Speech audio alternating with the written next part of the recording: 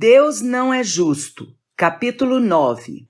Como equilibrar seu orçamento de queixas? Citação anônima. As pessoas não gostam de ser colocadas no afiador, mas elas não têm o corte necessário para o uso que Deus quer fazer delas.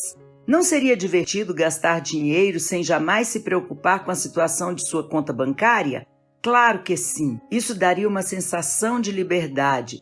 Nenhum cuidado no mundo, só gastar, gastar, gastar. Eu ri outro dia quando vi alguém usando um botão com a frase: "Quando as coisas ficam duras, os duros fazem compras." Não consegui me conter. Achei graça e cheguei a rir alto quando passamos, deixando minha mulher embaraçada. Mais tarde, depois de recuperar minha compostura, comecei a refletir melhor sobre as implicações espirituais desse slogan. Quando as coisas ficam difíceis, muitas pessoas reagem violentamente e gastam muita energia mental e emocional com produção zero como resultado líquido. Seus pensamentos inúteis levam a uma atividade inútil. Por exemplo, quantos metros Elias correu em 1 Reis 19 depois de sua tremenda vitória no alto do Monte Carmelo? Poucas horas depois da vitória no Carmelo, Jezabel lhe dissera que iria matá-lo e a mente dele ficou tão cheia de medo que ele fez um exercício inútil, correndo literalmente quase 160 quilômetros para escapar à vingança dela. O gasto inútil de energia por parte de Elias foi quase tão insensato quanto a atividade de Adão e Eva no Jardim do Éden, Gênesis 3. Após terem comido o fruto proibido, eles começaram a costurar folhas de figueira para cobrir sua nudez.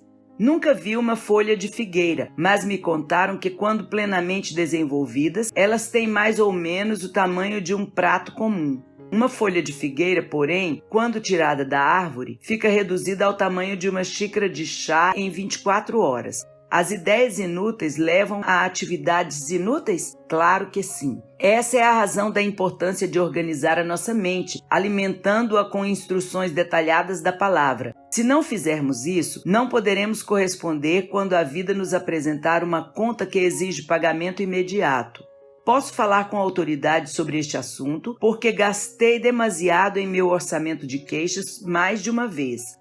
Em várias ocasiões, deixei que minhas emoções governassem minha atitude, permitindo assim a mim mesmo o direito de queixar-me excessivamente quando sentia que a vida me tratara injustamente. Quando rapazinho, se um amigo de brincadeiras me chamava de pateta, eu ia embora zangado e correndo. Se meu irmão mais velho, Steve, recebia um privilégio especial, eu reclamava da injustiça da decisão. Se minha irmã mais moça, Beth, conseguia alguma coisa que eu não conseguira na idade dela, eu resmungava. Eu gastava grande parte de meus recursos mentais e emocionais focalizando a justiça de minhas circunstâncias na escola, em casa e nas brincadeiras. Não tinha a mínima ideia de que a parte queixosa de meu orçamento emocional desenvolvia progressivamente hábitos incontroláveis de consumismo.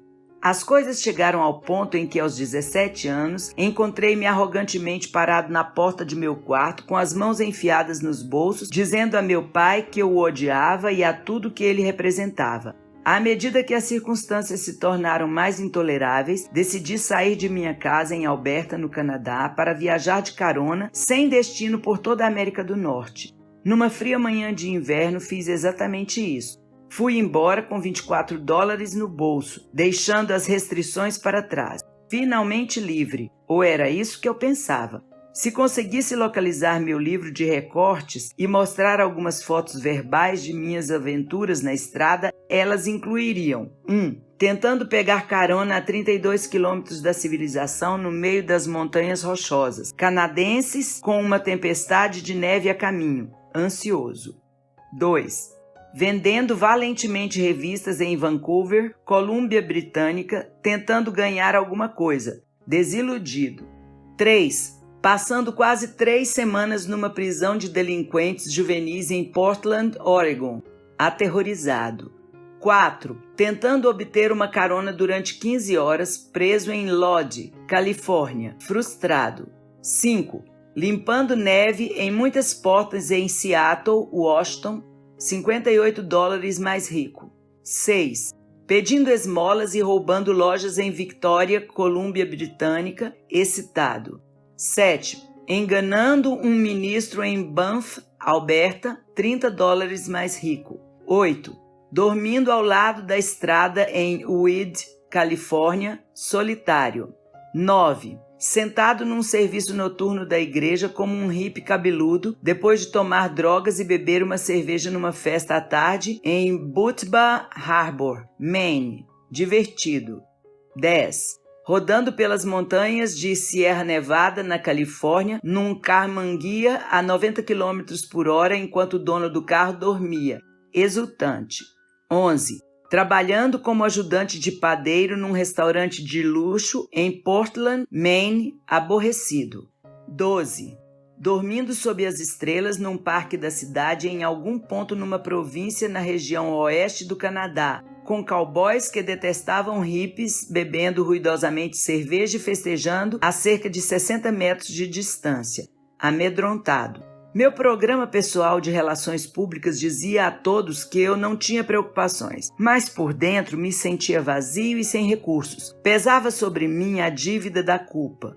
Eu construíra minha felicidade aparente sobre o desespero de outros, ou seja, meus pais. Sem perceber, eu carrego comigo as raízes profundas dos choramingas. Eu sabia que alguma coisa tinha de mudar, e alguma coisa mudou depois da minha conversão a Jesus Cristo, a 10 de setembro de 1972, e entrada na escola bíblica já no dia seguinte. Comecei a aprender alguns princípios transformadores de vida que me ajudaram a equilibrar meu orçamento de queixas. Um dos princípios que me auxiliou especialmente a controlar o programa de gastos maciços de minhas emoções foi a doutrina do tudo ou nada. Porque todas as coisas existem por amor de vós. 2 Coríntios 4:15. Ora, tudo provém de Deus. 2 Coríntios 5:18. Sabemos que todas as coisas cooperam para o bem. Romanos 8:28. Porque dele, por meio dele e para ele são todas as coisas. Todo atleta em tudo se domina. 1 Coríntios 9:25. O amor tudo sofre, tudo crê, tudo espera, tudo suporta. Deus de toda consolação é Ele que nos conforta em toda a nossa tribulação. 2 Coríntios 1:3-4. Tendo sempre em tudo ampla suficiência. 2 Coríntios 9:8. Aquele que faz todas as coisas conforme o conselho da vontade. Efésios 1:11.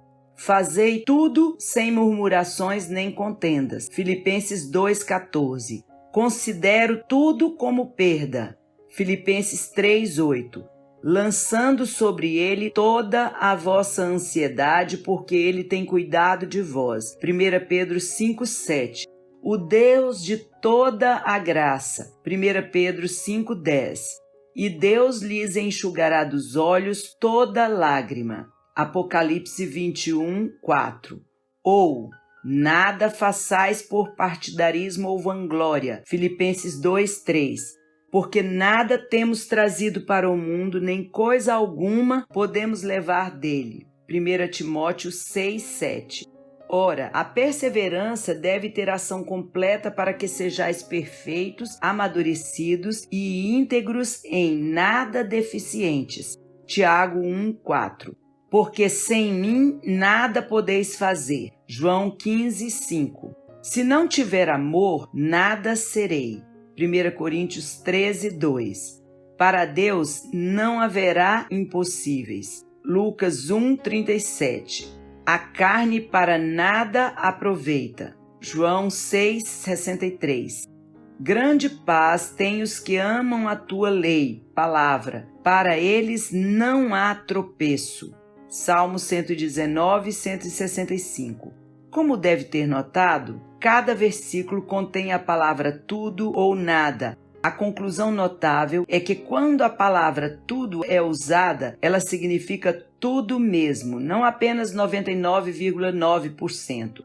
Quando aparece o termo nada, ele significa justamente isso, absolutamente nada. Não há possibilidade de debate, racionalização ou indiferença calculada. A singularidade e circunstâncias atenuantes que cercam nossa vida podem fazer com que consideremos esses versículos com uma visão prejudicada. Somos, porém, convidados a aceitar os maus tratos da vida, submetendo-nos voluntariamente ao plano de Deus, segundo a vontade dele e na hora determinada por ele. Daí a doutrina do tudo ou nada. Descobri a doutrina do tudo ou nada certo dia por acidente, depois de ter ficado profundamente ofendido com o modo com que um colega da escola bíblica me tratara injustamente. Trocamos algumas palavras ásperas e me retirei para o meu quarto num turbilhão emocional. Eu estava quase pronto para acalmar-me, cultivar minha queixa e planejar vingança, quando alguma coisa dentro de mim me levou a pegar a Bíblia. Não faço isso com frequência, nem recomendo muito o método, mas fechei os olhos, folheei a Bíblia ao acaso e abri a mesma, colocando o dedo numa página, esperando que ela não dissesse, e Judas foi embora e enforcou-se. Para minha grande surpresa, meu dedo se detivera no Salmo 119 e 165, cujo trecho é citado acima. Fiquei pasmo. Olhei para a palavra não e imediatamente comecei a racionalizar. Tentei de todo jeito fazer com que significasse outra coisa, mas não consegui. Eu queria uma festinha particular de autopiedade, mas esse versículo continuou bombardeando meu coração com verdade específica. Não podia opor-me a ela e manter uma relação sincera com o Espírito Santo ao mesmo tempo. Em breve comecei um estudo intensivo, formulando uma convicção pessoal sobre a doutrina do tudo ou nada.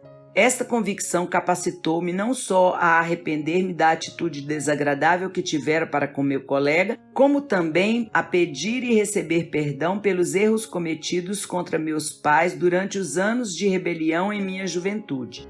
Em consequência, pude equilibrar meu orçamento de queixas com a luz da palavra de Deus, da qual não se pode escapar. Quando minha condição de choramingas camuflado começou a agir quando alguém me aborreceu, aprendi a apoiar-me no fato de que todas as coisas colaboravam para o meu bem, inclusive o tratamento injusto de algum abutre. Foi então que comecei a aprender como confiar em Deus e experimentar a sua alegria, apesar das minhas circunstâncias. Guia de discussão. 1. Como você está equilibrando o seu orçamento de queixas de acordo com a palavra de Deus? 2. Como você reage quando Deus diz não? 3. O que você está aceitando como direito seu, mas que deveria agradecer?